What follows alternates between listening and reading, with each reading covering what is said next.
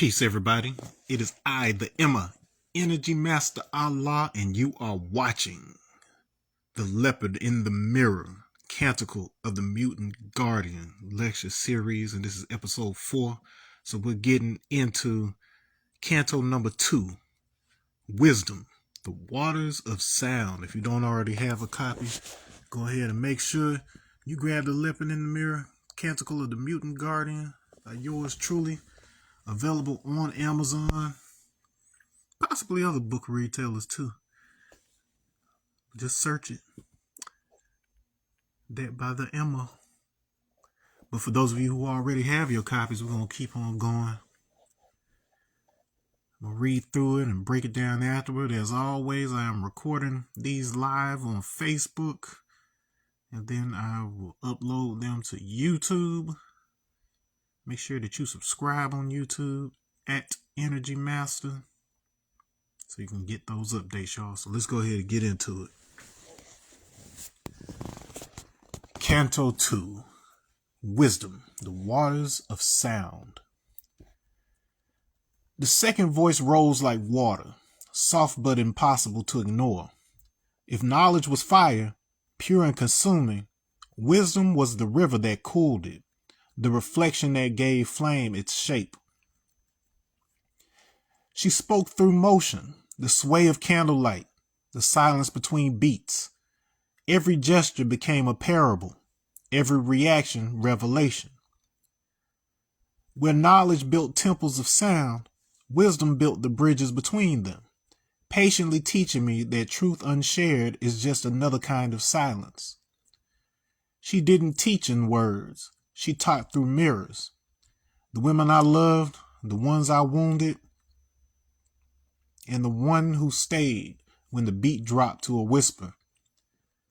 Her name was not yet spoken, but her presence bent time. When she entered a room, my past stood at attention. When she laughed, my doubts evaporated. When she cried, I saw every failure I'd ever hidden waiting to be forgiven. She said, knowing the ledge is not enough. You must cross it. You must act in love, not just understand it. Her eyes were full moons, pulling the tides of my contradictions. She showed me how the same mouth that can bless can also bruise, how speech, like light, must be filtered through gentleness to become life. I tried to teach her rhythm. She taught me resonance. That two hearts can hum the same tone without losing their individuality. Together we were melody and echo, call and response. The breath of God made duet. But wisdom is never owned. She's the current, not the cup. When I tried to hold her, she turned to mist. When I let her flow, she became the ocean. It was then I realized to love is to listen. And to listen is to let silence finish your sentence. So I stood in the soundless room of my own heart and whispered the first word of the new world forming within me. Peace. All right.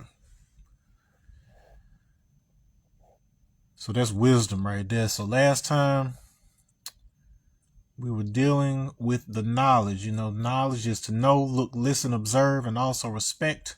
A body of accumulated facts, the key to all aspects in life, the foundation for everything in existence. And knowledge is symbolic of the Asiatic black man. However, wisdom is the manifestation of knowledge. It is the ways and actions one uses to make his or her knowledge known, such as speaking wisely to wise the dumb and dumb. Wisdom is symbolic of the woman. So as you can see with this particular canto, it's talking about what is the purpose of the woman in this dynamic. We're a trinity, man, woman, and child. And this goes far beyond simple gender roles. And we're talking about actual cosmic function here.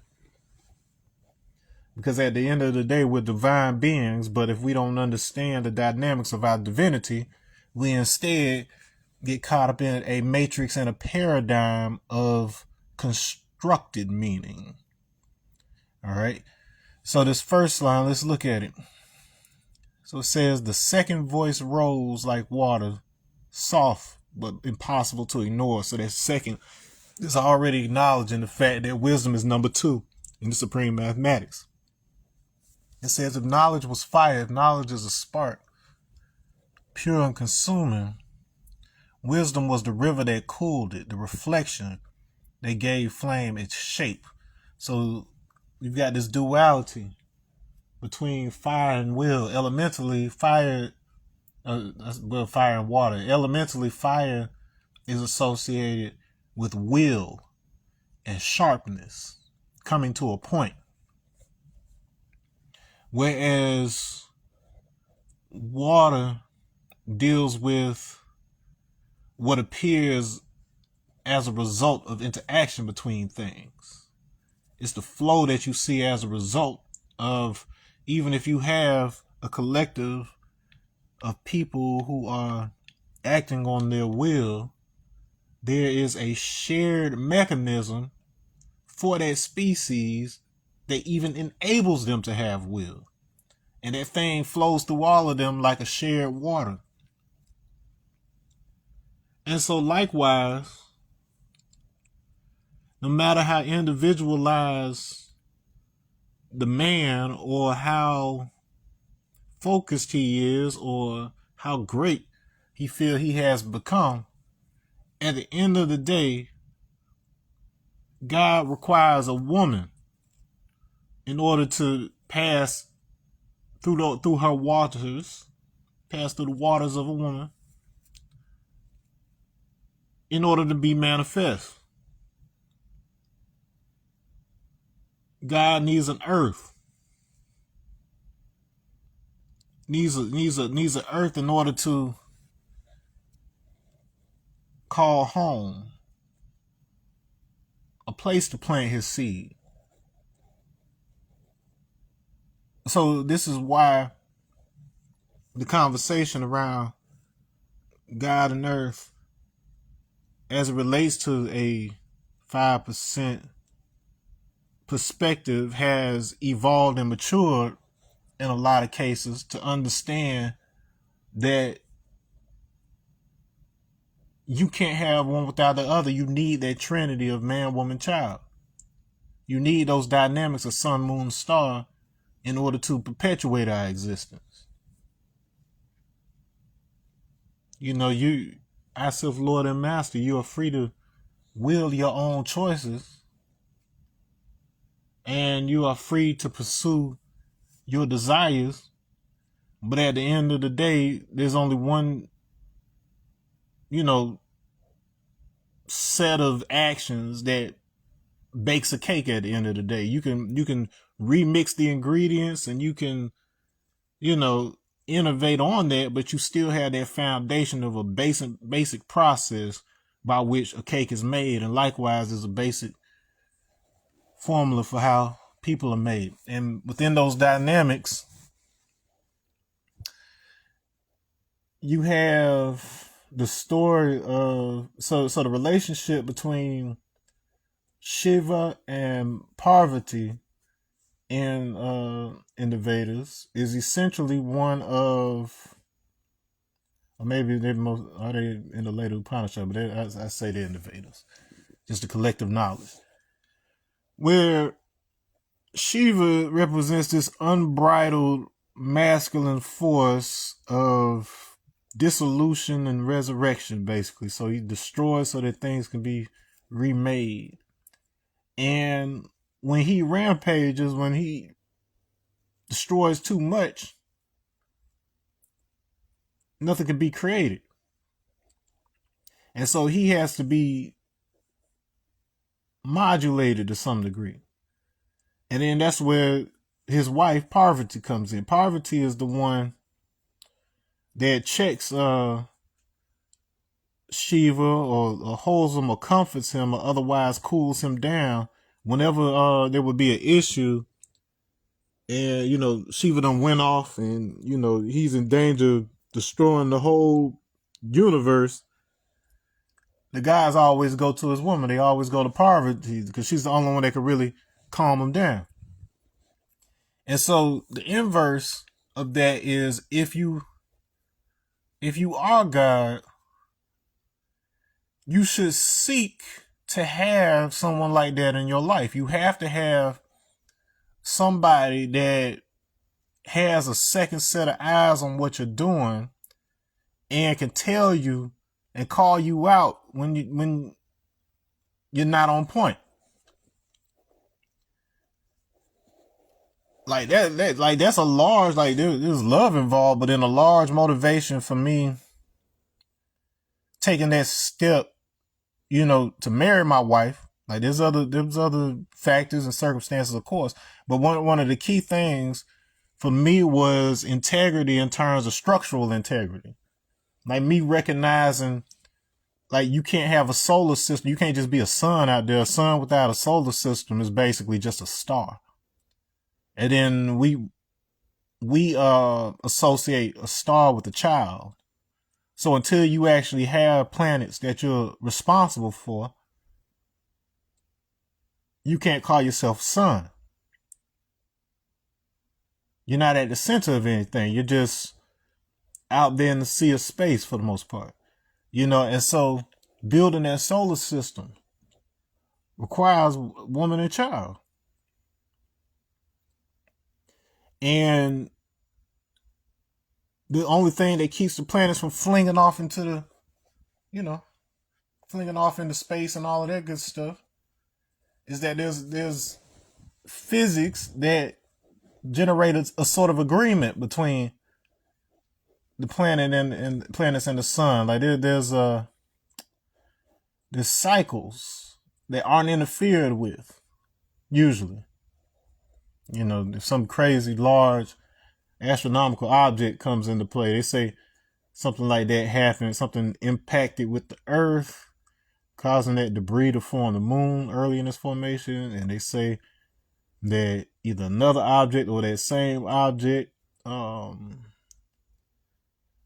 destroyed the planet that once existed between Jupiter and Mars and is now the asteroid belt. And they say this same collision was possibly responsible for redirecting the axis of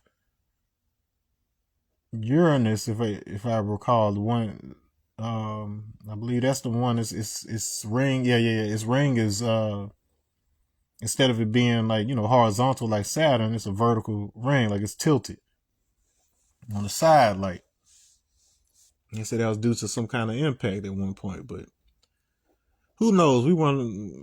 I was the person that lied back then, to know. But the point is, there's certain agreements upheld by the gravitational pull and the centrifuge that's involved in keeping this dance going. All the planets and the sun know the dance steps, so they ain't got to constantly be regulating each other in that way. Everybody knows what dance is supposed to be doing, and somebody looking from afar will see a harmony that flows through the whole thing, and that right there is the water. She spoke through motion, the sway of candlelight, the silence between beats. Every gesture became a parable. Every reaction, revelation. So there's manifestation between the knowledge. That is to say, the relationships between points of knowing is where we get animus, where we get animation. Knowledge is like a frame in a film or an animation, whereas you have to have a sequence.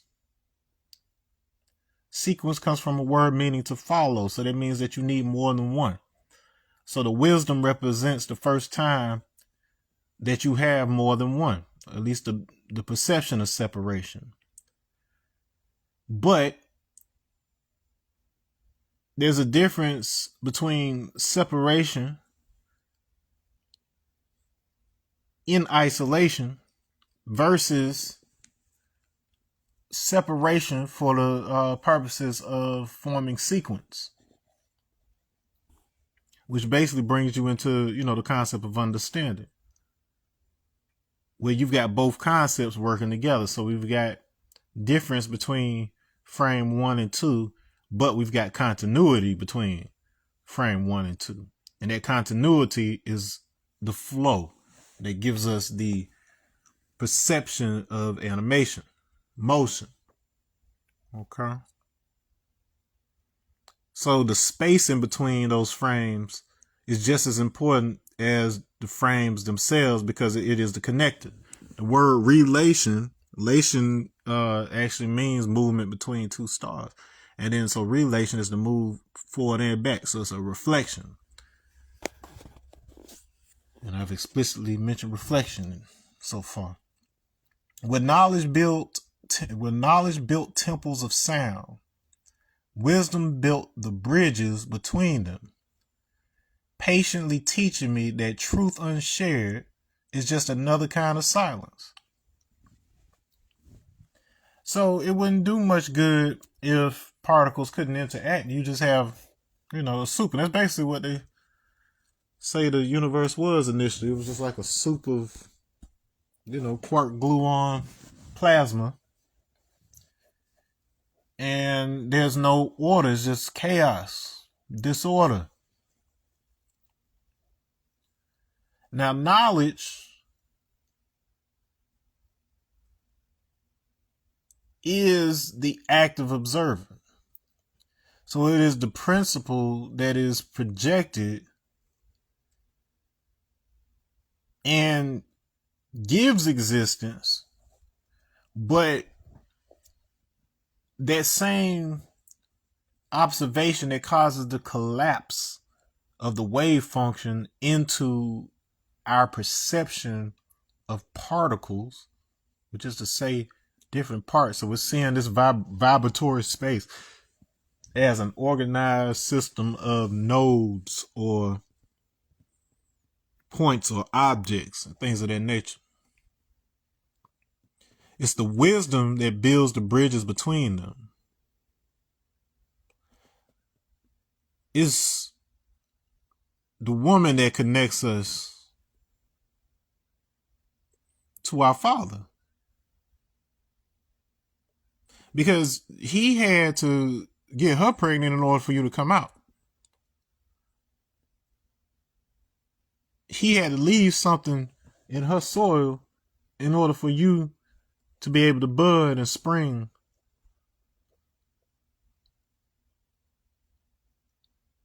So you are essentially your father and mother. You got 100% of each of their DNA. But you had a physical attachment to the mother. You had an umbilical cord. Y'all were one organism for 9 months. You lived inside your mother. You both shared a coordinate for 9 months. The closest you ever came to sharing a coordinate with your father was the sperm that made it into the egg. So you shared partial space with your father, somewhat. But you were made whole in the mother. It's the power of the wisdom. You may notice throughout, spiritual teachers and esoteric thought, particularly as it relates to Gnosticism. Gnosticism itself comes from a word meaning knowledge. So the knowing, you'll notice that they romanticize wisdom as Sophia, the embodiment of the feminine. So here's an alignment where, this early Christian school of thought also associated wisdom with the woman the same way that it does in the supreme mathematics. And so this romanticization of wisdom is the natural urge and desire to gain experience with what one knows. If one does not take the next steps to apply that knowledge, they don't know if that knowledge is of any value. They don't know if they're of much value till they are applied. And so to not explore that, to not express one's knowledge, and then see what impact it has, that's just another kind of silence. She didn't teach in words. She taught through mirrors. The women I loved, the ones I wounded, and the one who stayed when the beat dropped to a whisper. That's experience, man. Like, look, nobody expects you to get it right the first time. I take that back. You have some people that expect it, but it's a cruel expectation to have on anybody. Because you can't truly know whether what you think you know is accurate and right and useful until you try it out. And if we live in a paradigm where we're constantly persecuting people for not getting it right the first time, you end up with a stagnant, dumb humanity that relies solely on luck in order to operate. It makes us no better than the animals and things, but then even with them, they're not sitting around relying on luck. They just trust in their nature because they don't know anything else. You know, and so this is a rather intimate section right here, just in the sense of the conversations that had to be had in order to holographically capture the essence of who I am and who I was being in the past. It allowed this canticle to capture something that I believe resonates in a lot of ways with even the best of us as men. Because like I was one of those guys that prided myself on being the good guy, quote unquote, where all the other guys, when I was younger, they were out, playing women left and right, and would smash, not call back, and whatever else. And while I'm over here being the good guy, quote unquote, I'm being surpassed in terms of, like the girls always go after that guy. The girls see you as the friend, the safe zone, things like that. And it never occurred to me back during those times that woman is a person just like I'm a person. So maybe it's just that people that age, that's all that they want. That's all that they trying to go, both men and women. See, I came into this world damn near an adult. I've always liked to have fun, and I still, so it's kind of weird to call it the inner child, but once you understand that trinity of man, woman, child, it's not a traditional hierarchy, energetic wise, like in terms of knowledge and everything else, because you need all three of those components. Like, of course, we have a social dynamic that helps us to keep things in order. But at the end of the day, you're always all three. It's just that you are playing the role of one or the other, outwardly. But at the end of the day, we've all got the knowledge, wisdom, and understanding aspect as a foundational part of who we are. And so me being mature in that way, it caused challenges because it took me a while to realize and learn to be patient with the fact that everybody is growing at different, rates. But for the most part, there's like an average rate. There's an average age that people typically reach before they it really sinks in, you know, what's important in life and things. And so it is in our society, at the very least,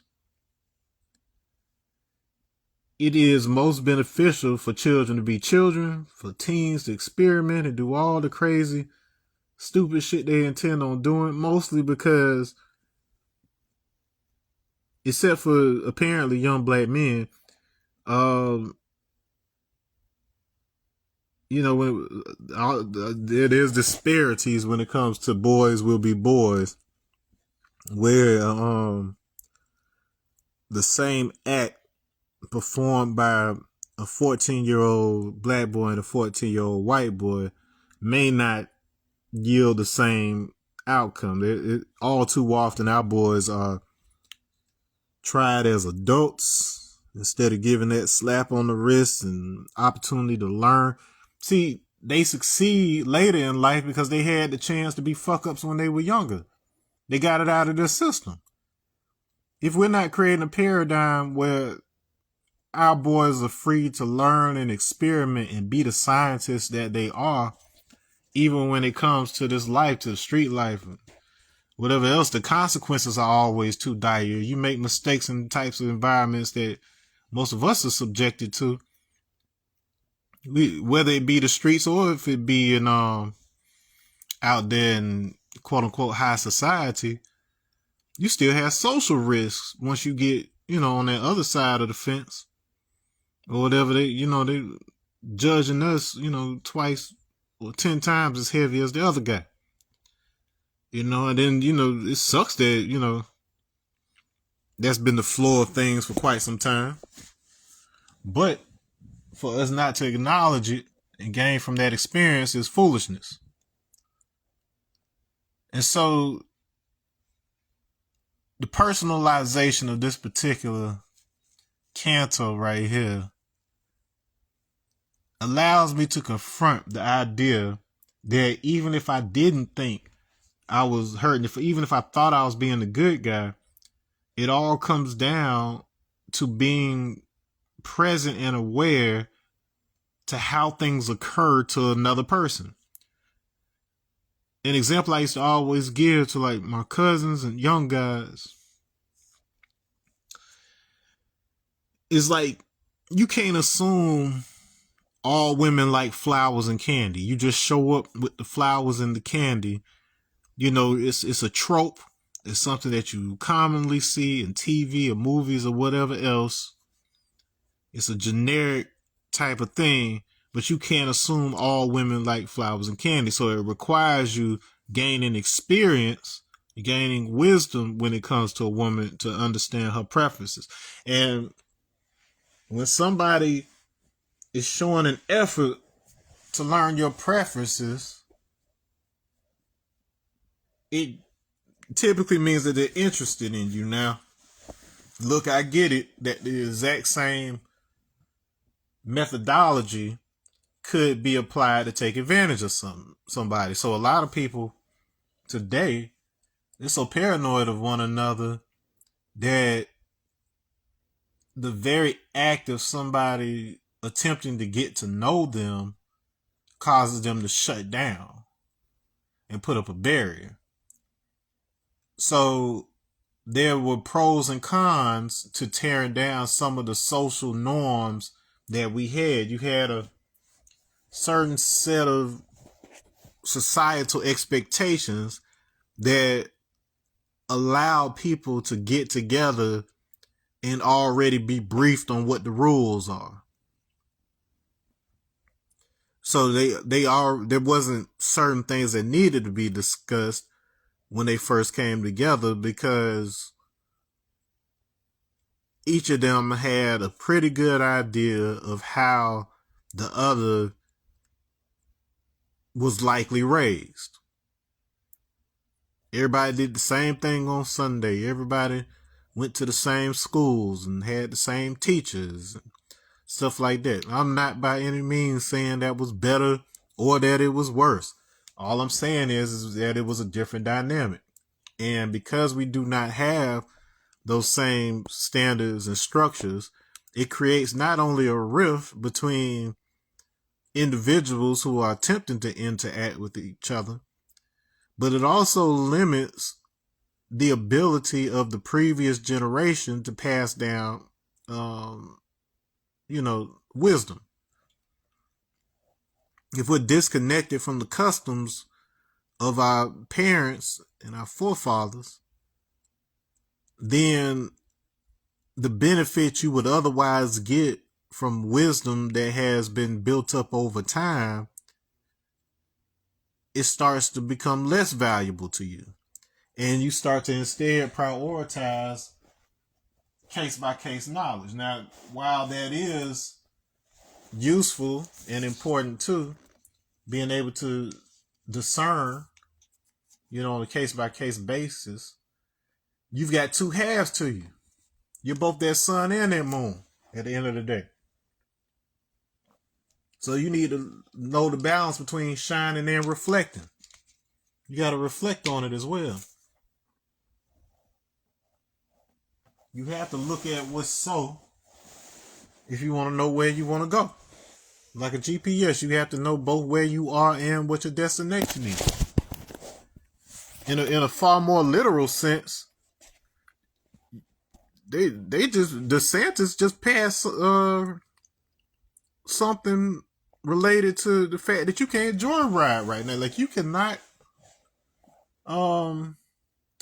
leave your house without a destination. If you're driving around and you don't have a set destination in mind or whatever else, you could literally get fined like a ridiculous amount of money for using your car that you paid for,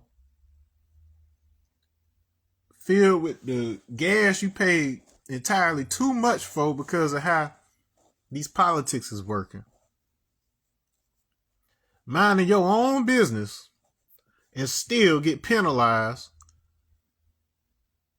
for not having a set destination. Maybe I just wanted to drive into an area and see what's nice. Maybe I wanted to find a new restaurant. You are essentially screwing yourself with regards to discovery. So little by little, because we don't value wisdom, because we don't value experimentation, because we do not value these things and give the space necessary for these things to exist. You can't experiment in your comedy show no more or whatever. It's those forums that allow us to not just be creative, but to work out certain undeniable human tendencies in a more safe environment and on a more safe platform before we go out into the outside world. So the only reason you end up with a reality star / comedian or whatever else in a position like president, instead of being on a stage talking shit about a president, is when people fail to understand why certain boundaries were in place in the first place. While not all laws are fair, some of those laws are the only thing keeping you from being raped, murdered, or anything right now.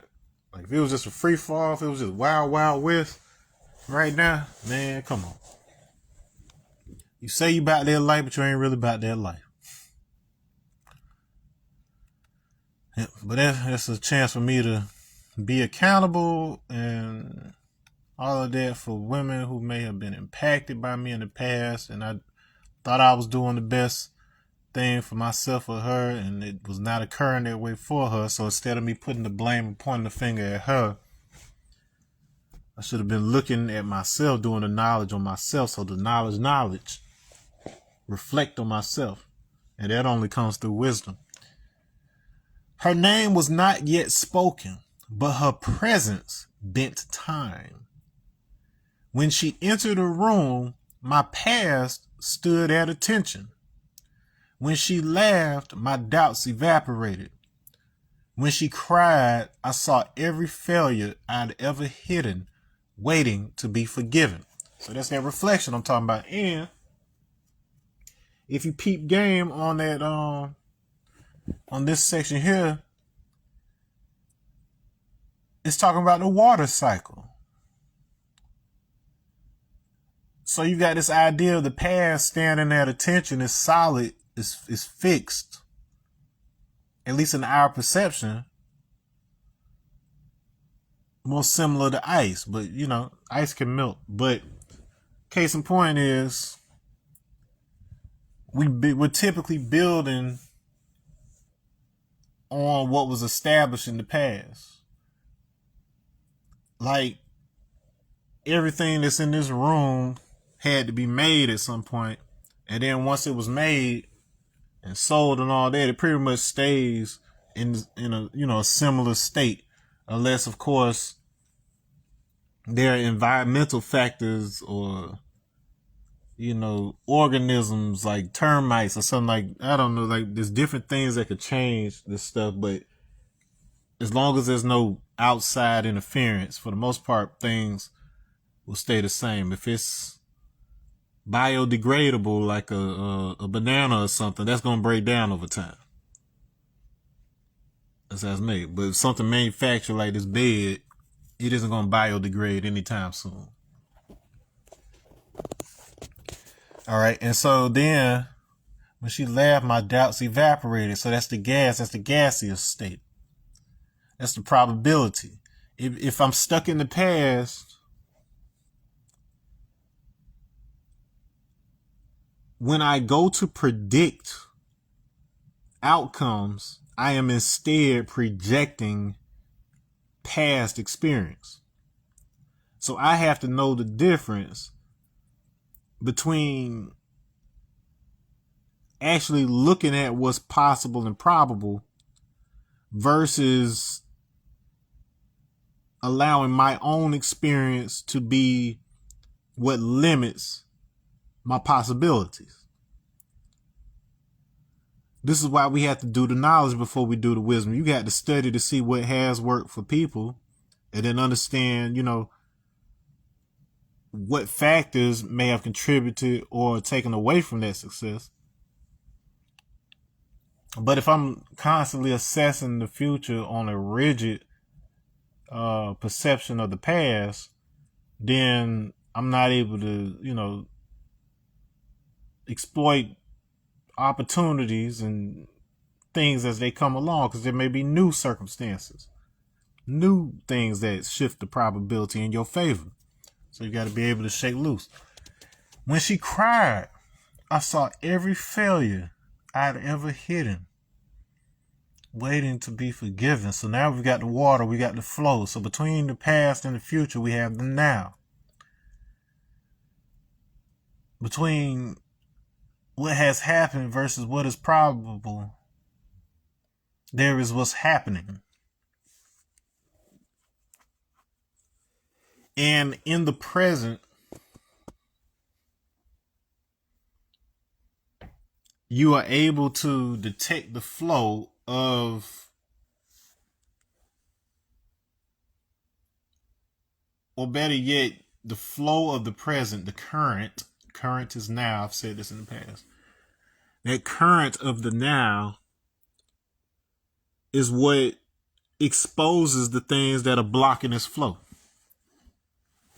So by being in the present, it becomes more clear where those rigid things are, but also what the consequence is.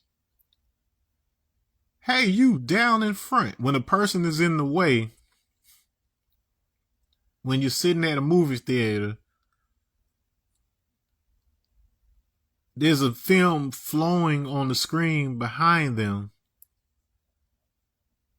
And it because you know what you're missing. Like, I can see part of the screen, but I can't see all of it. I know I'm missing something. I know exactly where to point and who to call out to. Hey, you there in the front with that big stupid Arby's hat on. What are you doing, man? And if you are the guy, if you are the guy with the big stupid Arby's hat, You know you wrong for being in the front.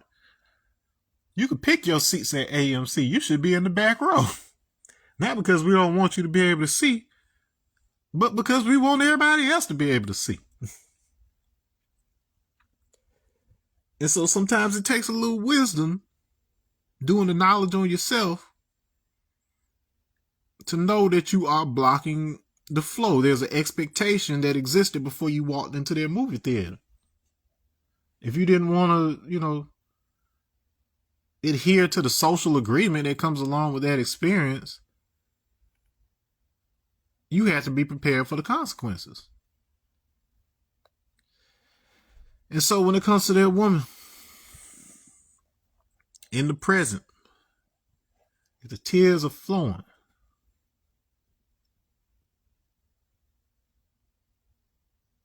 there's a set of past experiences influencing it, and then there is a set of possibilities being created. There's a set of possibilities that is being erased to some degree, or at least resisted against. And when you are able to holographically realize that your now is a culmination of choices that you have made up until that point, it isn't just her crying. If she's crying because of something that you specifically did or said, there's a good chance that the same part of you is operating who made others cry in the past. So now you're not just reckoning with her in the present, you're reckoning with every time that you've had this. And then sometimes being able to see it holographically in that way is the only way for you to figure out what it is that you keep doing that causes this to happen. Let's see, what was common in this situation, that situation, or that situation? Well, what's uncommon between this person and that person? Well, say I'm one of those people that's stuck on like astrology or something. I say to myself, well, I don't understand why both of them are crying from this, or all four of them cry from this. She was a Capricorn, and she was a Pisces, and she was an Aries, and she was a Taurus. Well, whatever it is, it's clearly not tied to those specific personality traits, whatever else, or whatever dynamics. There's clearly something else going on with you that you need to recognize and account for. And oftentimes, the easiest way is to listen. You've got her there to, be that extra set of eyes and ears. Utilize it. She said, knowing the ledge is not enough. You must cross it. You must act in love, not just understanding. See, love and understanding are one quality, not two separate things. But then the distinction here is the action.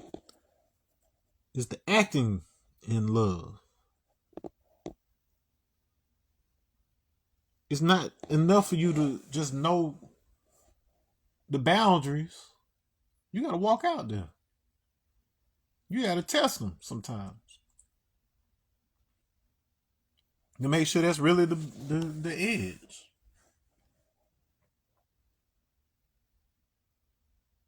You got to cross it. You got to cross out of the ledge of your own boundaries. That doesn't mean impose on somebody else's boundaries. That's their own journey to, settle. But don't let your boundaries become somebody else's. Her eyes were full moons, pulling the tides of my contradictions. She showed me how the same mouth that can bless can also bruise. It's supposed to be a space between that. How did I miss that? Look at this. See, I'm a formatting junkie when it comes to certain stuff. Numbering's fine, but then I just know I wanted a space between that. Anyways, her eyes were full moons pulling the tides of my contradictions. She showed me how the same mouth that can bless can also brew. I was a man, come on. I was a potty mouth rapper. Everybody cussing their raps, but no, you don't understand. My MO was specifically to push the boundaries of free speech. I grew up on Eminem and whatever else. Speaking out for the voiceless and all this. I was the guy who you could always count on to say what everybody was thinking when, nobody else was brave enough to do it. Now, once again, when wisdom comes into play, you start realizing that for all those people that you think you're helping by doing it, oftentimes you are negatively affecting countless others. And there's a sort of indifference that you can develop as a result of getting into that. I don't care how this affects people mode. I don't care what people think about me. There's a difference between you allowing the opinions of others to affect the actions that you need to take in order to fulfill on your destiny versus you just callously and carelessly speaking and doing things knowing that it's hurting people. If you don't at least stop and assess, are the pros outweighing the cons or not? If you don't at least do that much, you've gone savage. You are controlled by a negative and poisonous paradigm. That's the 85%. You can't be 5%. And you consuming in this world with a negative paradigm in place that makes you a poison animal eater. It ain't all just about the physical diet. You swallowing the poison. There's literally a story of Shiva swallowing the poison, the hala hala that results from the churning of the ocean of milk. So the gods and the asuras, the devils, they have to work together to stir this cosmic milk, this cosmic soup, in order to get the elixir of immortality. And so they have to put their differences aside in order to, generate that. But the guys want to keep it for themselves at the end of the day. So there's some deception that goes on in there. But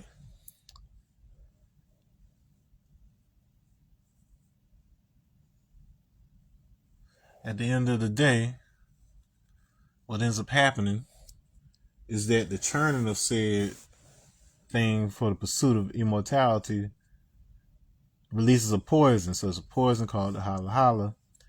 And Shiva volunteers to come and swallow it up. He takes that hit. He swallows up the poison so that everybody else can get their immortality.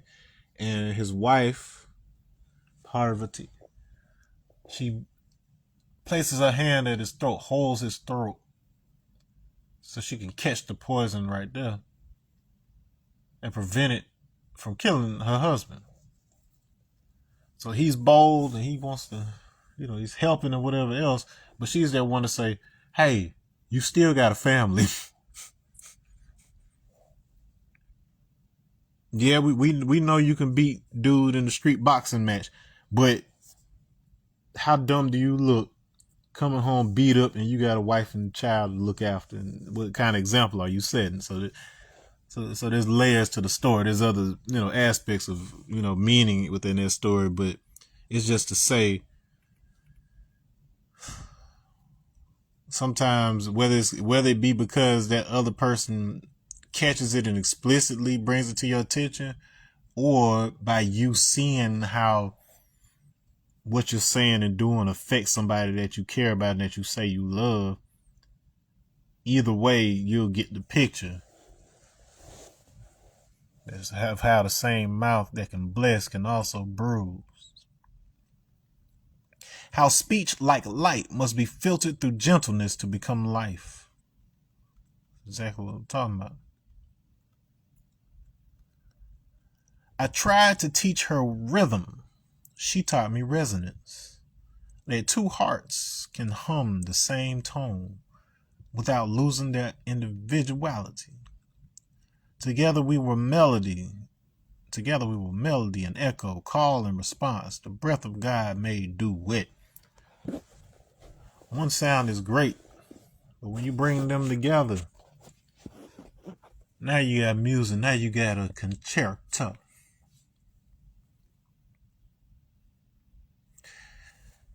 You don't get into a relationship to be 50-50. You come in to be 100-100.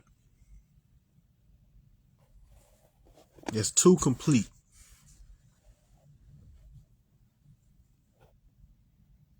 You're complete, she's complete. Coming together to make a larger whole.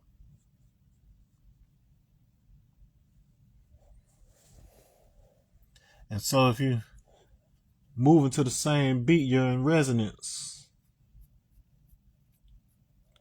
Even if I'm doing a different set of moves than you, if we're dancing to the same beat and we're both on beat, we don't clash. These things mesh with each other because they're part of the same world. But wisdom is never owned. She's the current, not the cup. We think of her as the container, but she's something flowing and changing. When I tried to hold her, she turned to mist. When I let her flow, she became the ocean. Speaking of Pisces, I was talking to a Pisces girl one time, a long time ago. And one thing that became very evident as to why that particular personality set of traits got associated with that set of people is that, boy, oh boy, if there's anything that I have confirmed, is that the harder you try to hold, the more easily she slips through your fingers, just like water or a fish. Because Pisces is all about the fish. If you squeeze it, it's slippery. You got to have gentle hands with certain people. If you squeeze, you got to hold them. But if you hold them too tight or too short a leash, you're just gonna run certain people off. And so that's kind of what this life is. It is doing what you need to in order to stay here during your time that you're supposed to be here, but at the same time not grasping on so tightly to this physical world that you are too rigid for change to happen. Growth requires change. If you're ever going to see transformation, you got to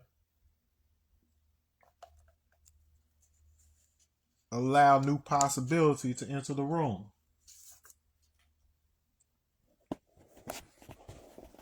So when I let that change happen, when I let her flow, when I allow myself to experience life, wisdom becomes an ocean. And that is directly derived from the context of wisdom in the Supreme Alphabet. When Allah speaks, it's like an ocean that'll never run dry.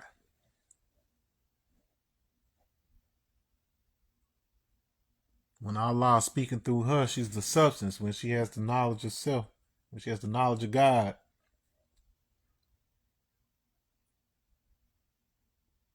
the knowledge you instill in her becomes what she births into a reality that you can see in action manifested.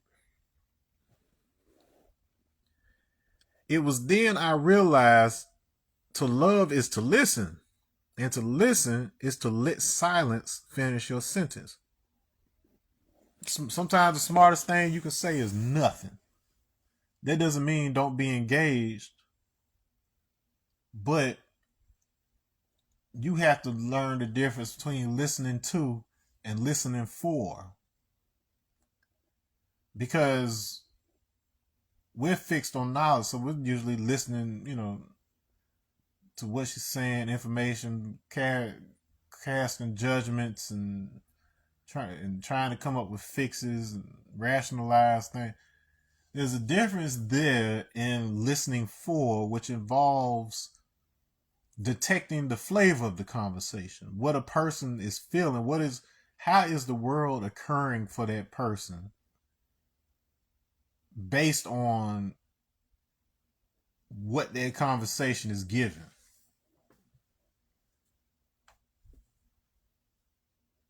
Because at the end of the day, all people want is to feel like you get them. They don't need you to necessarily to agree, like especially when it comes to like parents and child. A teenager does not need you to agree with them. You the parent. There's certain places where you aren't at liberty to agree with them for their safety. But at the end of the day, they want to know that you get it, that you understand. It's a difference between do it because I said so versus, hey, I've been through it. I've seen it firsthand. I've experienced it. And trust me, that is not what you want. Don't eat don't eat from that pot because I said so. Versus, hey, don't eat from that pot. I had a bowl earlier, told my stomach up. Oh, okay. Thanks for letting me know because I got to go to I'm going to the prom later. And I ain't trying to have chili guts. Mess up my nice white suit. So there's a difference. Nuance, people. Nuance. All right. So I stood in the soundless room of my own heart and whispered the first word of the new world forming within me. Peace.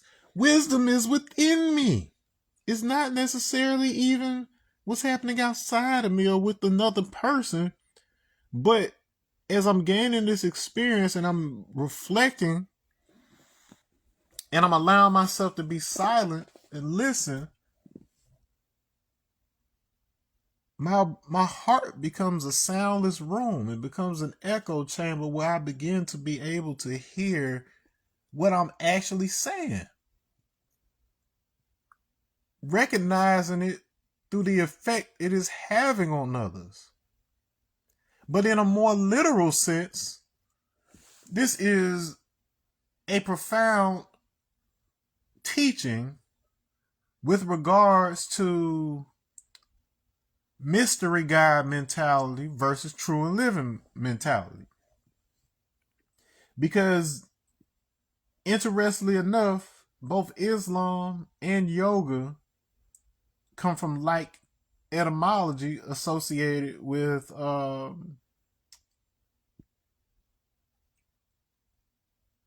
really to bind, to connect, to fasten.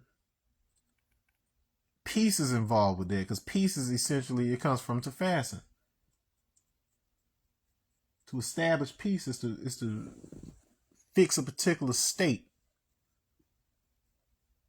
and root it. Okay? So that peace. Islam, myself, Lord and Master, is yoga. Because yoga, the point of it is to see that you're in the divine or one. Not two separate things, just like love and understanding. But your experience right now, the only way that you can fully recognize that is that you have to be like a flute. A flute is hollow. But when you blow through that, when life passes through that flute, we hear the music. So your existence is the music that comes out of this thing called life flowing through this thing you call a body.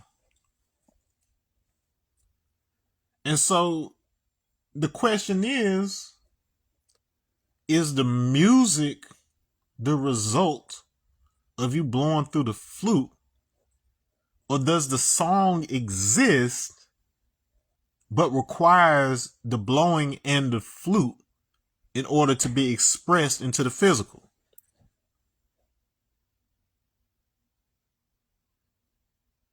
Even without you thinking of something in particular or meditating on something in particular or whatever else, if you quiet the mind to stillness, now don't try to think of anything, don't try to visualize something, don't try to appeal to some entity invisible in the clouds, whatever it may be. If you just simply clear the mind and begin to hear the sounds of the body, hearing your own heartbeat, your own breath, you realize there's certain things, like even though you think you're standing still, there's certain things constantly in motion, even without you having to personally control those things. There's still a song playing, even when you're not directing the breath toward playing a specific song. You know, not using your ego to direct where the song is. The point is, you've got to listen to what the ultimate song is. By you getting quiet, you get to recognize the symphony that is playing through you. And that's when you start to recognize what is it about you that allows you to come to the conclusion that you and the divine are one.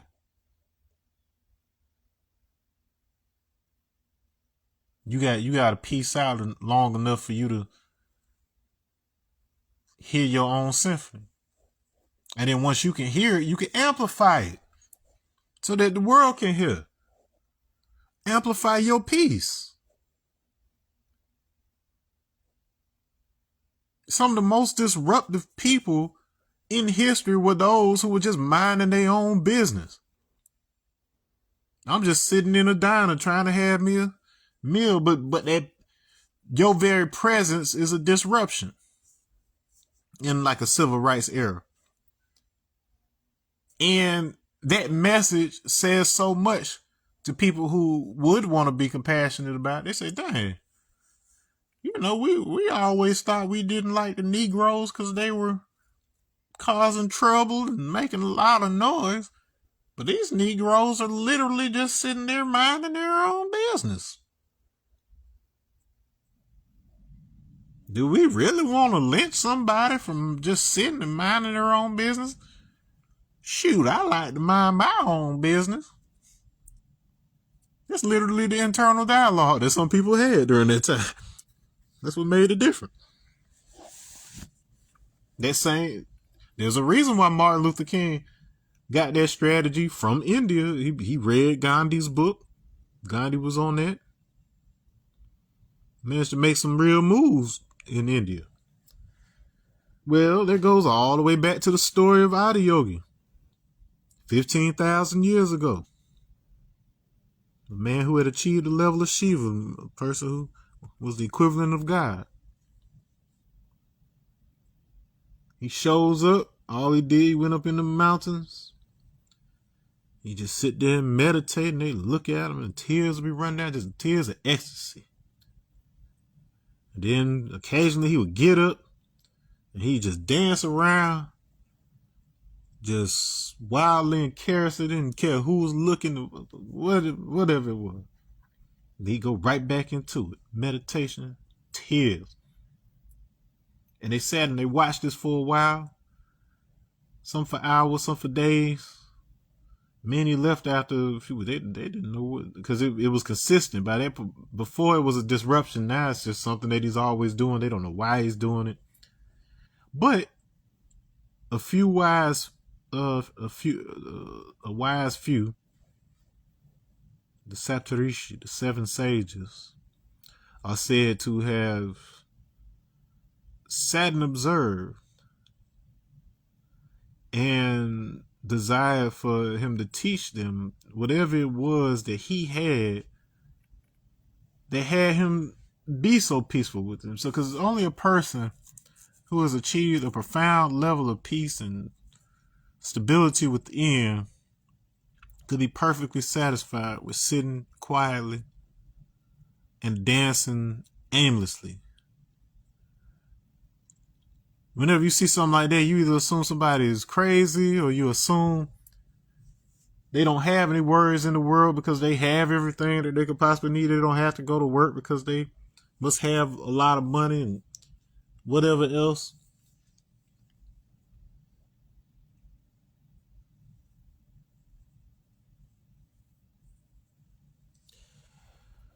Consistency and peace, stillness is odd in a world that is constantly on the move. That's why the pandemic drove a lot of folks crazy. But for those who already understood that stillness, that still surface of the water is intended for you to be able to reflect. When water stops moving, it becomes the sky. I don't know if that's an actual quote, but it sounds like some slick shit because it's real though. It's good. One of my favorite scenes in Forrest Gump when he's telling Jenny about how, you know, all the different environments and terrains that he ran out and how he was carrying her in his heart, like she was with him in spirit. He's talking about that. He was talking about at one point, he said there was water out there so clear you couldn't tell where the sky ended and, you know, and the world began. The mountain above the water was just as clear as the reflection in it. And I've seen stuff like this before. It's breathtaking. And it's the same concept that was in the Karate Kid. Remember in the one with Jaden Smith where he thought the woman was imitating the cobra or the whatever, well, she was controlling the cobra, whatever else, but it was just this matter of resonance where it was like the cobra was mesmerized by its own reflection. Be water, my friend. Now that one is Bruce Lee. And on that note, peace.